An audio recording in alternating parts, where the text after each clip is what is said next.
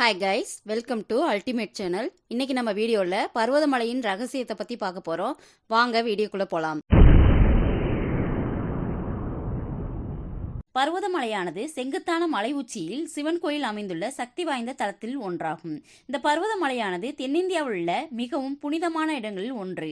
இங்கு சித்தர்களால் தியானம் செய்து ஞானம் பெறுவதற்காக சிவபெருமானுக்கு கோயில் அமைக்கப்பட்டதாக கூறப்படுகிறது. இங்குள்ள இறைவன் ஸ்ரீ மல்லிகார்ஜுன சுவாமி ஆவார்.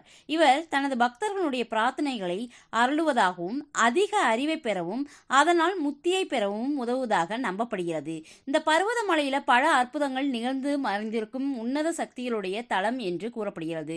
உள்ளூர்வாசிகள் மற்றும் யாத்ரீகர்கள் மலையிலும் அதை சுற்றிலும் வாழும் சித்தர்கள் இருப்பதாக நம்புகிறார்கள். மேலும் அதிர்ஷ்டமுள்ள யாத்ரீகர்களுக்கு தரிசனம் அளிக்கும் தியானமும் செய்கிறார்கள். பர்வதமலை என்பது ஒருவருடைய உடல் மற்றும் மன வலிமையை அதீத அளவிற்கு சோதிக்கக்கூடிய இடம். இந்த பர்வதமலையானது மலையேற்ற பாதை தோராயமாக 5.5 கிலோமீட்டர் தொலைவில் உள்ளது மற்றும் மலையானது கடல் மட்டத்திலிருந்து பார்த்தால் சுமார் 4500 அடி உயரத்தில் உள்ளதாக கூறப்படுகிறது.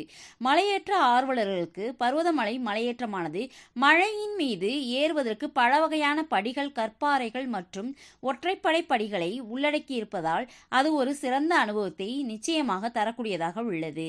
இந்த பர்வதமலையானது தென்னிந்தியாவின் தமிழ்நாட்டின் கிழக்கு தொடர்ச்சி மலையுள்ள ஒரு பகுதியான ஜவ்வாது மலைத்தொடரின் தென்மாதிமங்கலம் மற்றும் கடலாடி கிராமங்களுக்கு அருகில் அமைந்துள்ள ஒரு மலையாகும். இந்த தென்மாதிமங்கலம் மற்றும் கடலாடி கிராமங்கள் திருவண்ணாமலை மாவட்டத்தில் உள்ள போலூர் தாலுகாவில் இருந்து சுமார் 20 கிலோமீட்டர் தொலைவில் அமைந்துள்ளது. மலை உச்சியில் இருக்கும் கோவிலை 2 வழிகளில் அடையலாம்.